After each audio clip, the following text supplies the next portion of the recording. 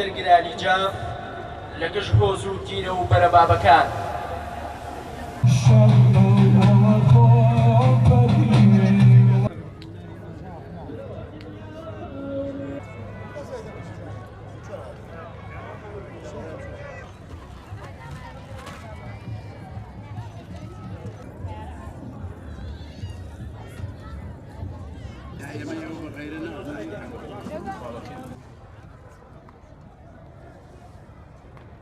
ڕۆژە ڕۆژێکی مێژوویە بۆ ئێمە بۆ عەشرەتەکەمان، ڕۆژێکی پڕ لە یادگاریە بۆ هەموو لایەکمان.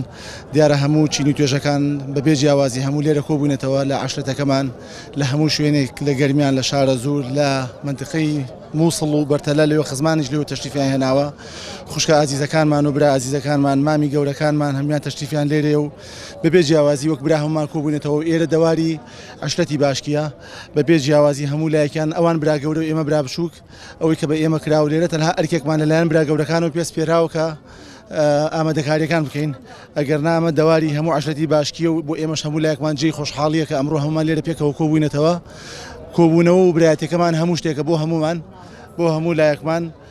دیدارەکان لەگەڵ یەکتر جێی خۆشحاڵیە بۆ هەمومان و لە هەمان کاتیش پەیمان تازەکردنەوەی هەموو براکانە، هەموو خوشکەکانە، هەموو خۆشەویستەکانمانە، هەمومان پێکەوە لێرە بە یەک شاد بووینەتەوە. پەیمانی برایەتی زیاتر و پێکەوەبوونی زیاترمان هەبووە پێکەوە و هەر ئەوەندە و ئەم فیستیڤاڵەش بەعام کۆبوونەوەیەکی گشتیە بۆ برایەتی نێوان هەموو عەشرەتەکانی جاف و جاف یەکگرتوێتی خۆی پیشانەدا لە کوردستان لە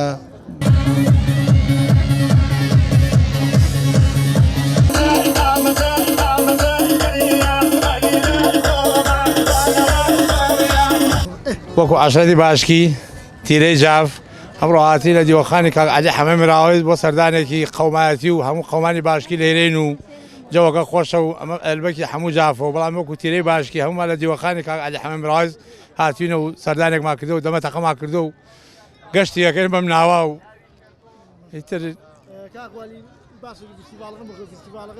فستیڤالەکە وەڵا هەوکو فستیڤاڵ وەڵا ئەنیگەریکی زۆرە با خەڵ بزانێ ئەمە سە وەکو سەیرکە ئەڵێ ماشەڵا بەفرباری و ئەمە هەمی جافە. جاف تیرەیەکی بەقەوەتە، پێ خۆشحاڵە من خۆم فەخری پێوە بکە ئەوەنە جاف ئەوەنە خڕ بۆ لەم شوێنە. ئێمە وەکو جاف هاتوین بەڵێ عەشرەتی باشکی، بەڵام وەکو جاف هاتین بۆم شوێنە. ئەمە هەمی جافە و پێمان خۆش بێ و ئەبێ خەڵکەکەی زۆر دڵخۆش بێت و خەڵکێکی زۆر هاتووە بۆ ئێرە و بۆ سەردانی ئەم قەومەوە بجا لێرە سەردانی کۆمەڵە برادەروستی وا ئەکەین و هەموو یەکترێ بینین و شادێنەوە بە یەکتری و شتێکی زۆر خۆشە لای من و پیرۆزە و شتێکی زۆر پیرۆزە ئەم ئەلبەکی جافە و